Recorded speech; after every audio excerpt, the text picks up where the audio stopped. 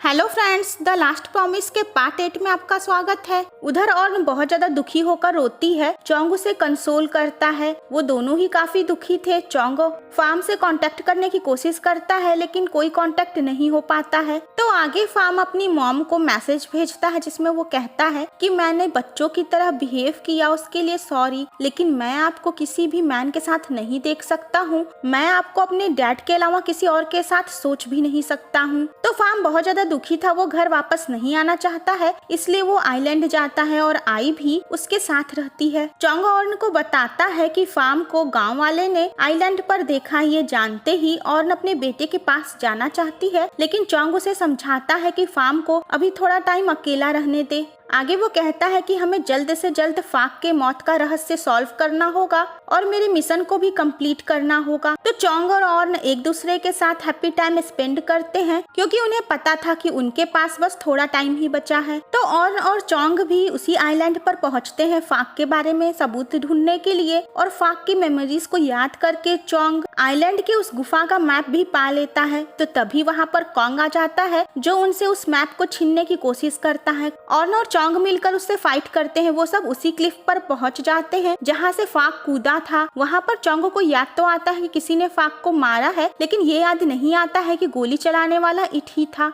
चोंग Kong से fight करता है और ऑर्न उसको गोली चलाकर भगा देती है। आगे चोंग और ऑर्न दोनों फिर से उसी आइलैंड की गुफा में जाते हैं और वो मैप को फॉलो करके वहां तक पहुंचने की कोशिश करते हैं जहां फाक था। कोंग भी चुपके से उनके पीछे लगा हुआ था। तो रास्ते में ढेर सारे सांप देखकर ऑर्न डर जाती है। चोंग कहता है, अच्छा तो तुम्हें इनसे डर लगता है। वो ऑर्न को कैरी करके उन सांप से बचाकर आगे बढ़ता है। उधर फार्म आई से कहता है कि उसके डैड ने जो कुछ भी किया है इसके लिए उसे प्राउड है, और वो सोचता है कि काश वो अपने डैड का फ्रेंड बन पाता। उसके डैड तो उसके फ्रेंड हैं, लेकिन इस बात से फार्म अनजान है। तो फार्म एक बार फिर से गांव वालों की हेल्प करता है उनके सी फूड के बिजनेस में, जिसे कुछ लोग बर्बाद करना चाहते हैं। उधर चोंग ऑर्न से कहता है कि तुम्हें कभी भी एक हैप्पी लाइफ जीने का मौका नहीं मिला। काश मैं तुम्हें वो सब दे पाता जो तुमने अपनी लाइफ में मिस कर दिया, लेकिन ऐसा पॉसिबल नहीं है क्योंकि ये मिशन पूरा होते ही हम एक बार फिर से हमेशा के लिए एक दूसरे से जुदा हो जाएंगे। ऑर्न कहती है कि सबसे अच्छी बात ये है कि 23 सालों बाद हम एक बार फिर से एक दूसरे के साथ हैं और तुम मेरे पास वापस लौट आए हो जैसा तुमने मुझे प्रॉमिस किया था। आगे चोंग एक बार फिर से फाक का सपना देखता है कि वो अपने बॉक्स के साथ कहाँ गया था। उधर नीना आई के पास पहुँचती है उसे जबरदस्ती अपने साथ वापस ले जाने के लिए, लेकिन आई इसके लिए तैयार नहीं होती है। वो कहती है कि मॉम, अगर आपने ये सब बंद नहीं किया तो शायद एक दिन मैं आपसे हेट करने लगूंगी। जिसके बाद नीना वहाँ से चली जाती है। आगे गांव वाला अंकल सुन फार्म और आई को बताता है कि चोंग और ऑर्न आइलैंड की गुफा में गए हैं और कोंग के साथी भी हथियार लेकर उसी तरफ बोट से जा रहे हैं। ये जानने के बाद आई और अंकल सुन को चिंता होने लगती है, लेकिन फार्म वहाँ से चला जाता है और अपने आप को रूम में बंद कर लेता है। आई फार्म से कहती है कि हमें उन्हें बचाने जाना होगा। फार्म कहता है, नहीं, मेरी न कोई माँ है न मेरा कोई फ्रेंड है। आई उसे समझाती है कि तुम अभी ये कह रहे हो, लेकिन तुम्हें कितना पछतावा होगा। मैं जानती हूँ कि तुम ऐसा नहीं चाहते हो। जिसके बाद फार्म और आई गांव वालों के साथ वहां जाने के लिए निकलते हैं। उधर चोंग ऑर्न के साथ उस जगह पर पहुंच जाता है जहां फाक की मौत हुई थी। वहां पर फाक का कंकाल देखकर ऑर्न दुखी होकर रोने लगती है और वो कहती है कि फाक मुझसे ये भी नहीं कह पाया कि वो मुझसे कितना प्यार करता था। उसे वहाँ फाक का लॉकेट भी मिलता है और उसके बाद चोंग वहाँ पर ऑर्न को वो वेडिंग रिंग भी पहनाता है जिसे फाक ने ऑर्न के लिए लिया था। ऑर्न कहती है कि थैंक्स, तुम मेरी जिंदगी में वापस आ गए। वो दोनों ही काफी ज्यादा इमोशनल होते हैं। उसके बाद वो सब बॉक्स लेकर वहाँ से वापस आते हैं, लेकिन तभी कोंग के साथ ही उनके ऊपर हमला कर देते हैं। लेकिन तभी वहाँ पर अंकल सुन और फार्म भी आ जाते हैं और उनसे फाइट करने लगते हैं। कोंग चोंग और ऑर्न के ऊपर गोली चलाने जाता है, लेकिन तभी वहाँ पर इट भी आ जाता है। वो कोंग से फाइट करके उसे पानी में धक्का दे देता है और उसे वहाँ से भगा देता है। आगे इट को अंकल सुन से पता चलता है कि ऑर्न को एक बॉक्स भी मिला है जिसे उसने पुलिस को नहीं दिया है।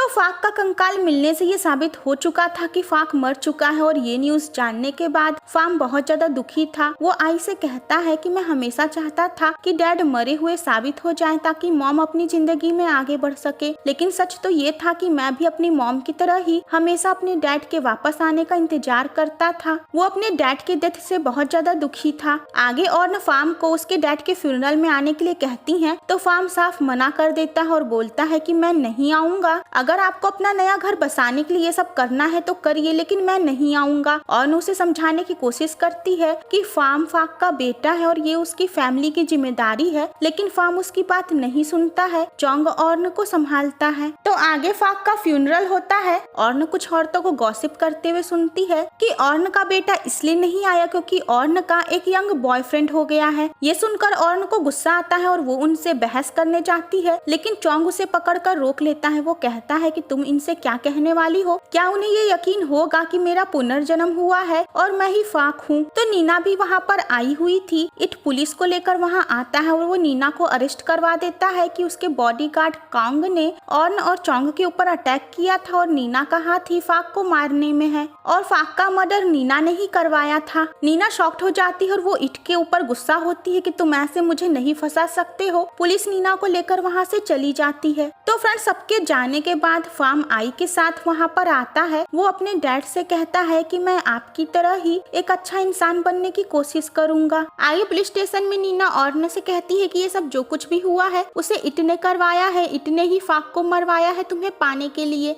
नीना की बातें सुनकर इट गुस्सा होता है और चोंग और ऑर्न शॉक्ड होते हैं। चोंग ऑर्न से कहता है कि नीना की बातों पर यकीन करना मुश्किल है क्योंकि इट इतना अच्छा इंसान है। इट ऑर्न को इन्फॉर्म करता है कि मेडिसिन की ओनर उससे मिलना चाहती है, जिसके बाद ऑर्न और चोंग इट के साथ वहाँ जाते हैं। तो इट ऑर्न को बताता है कि डॉक्टर ट्विंस थी। बड़ी बहन जो रिसर्च कर रही थी वो अचानक मिसिंग हो गई, तो छोटी बहन साउथ अफ्रीका चली गई। तो सालों बाद जब उसे अब फाक के न्यूज के बारे में पता चला है तो उसने कांटेक्ट किया है और वो उनसे मिलना चाहती है। तो सभी डॉक्टर का इवेंट अटेंड करते हैं, लेकिन इवेंट के बाद अचानक कुछ गुंडे डॉक्टर को किडनैप करने लगते हैं। चोंग उसे बचाने के लिए वैन के पीछे भागता है, लेकिन तभी अचानक उसके दिल में तेज दर्द होने लगता है और वो बेहोश हो जाता है। ऑर्न को उसकी चिंता होने लगती है। उधर इट डॉक्टर को बचाने के लिए उन गुंडों से फाइट करता है और उसके हाथ में गोली लग जाती है। खैर वो डॉक्टर बच जाती है। तो थेवा परेशान होता है कि चोंग की तबीयत खराब क्यों हो गई। सीनियर एंजल बताते हैं कि थेवा का समय अब धरती पर पूरा होने वाला है, इसलिए उसे दिल की बीमारी हो गई है, जिस बीमारी में वो मर जाएगा। उधर डॉक्टर बताती है कि वो और उसकी जुड़वा बहन दोनों ही इस रिसर्च से जुड़ी हुई थी। वो ऑर्न को कुछ डॉक्यूमेंट्स दिखाकर इस बात को प्रूफ भी करती है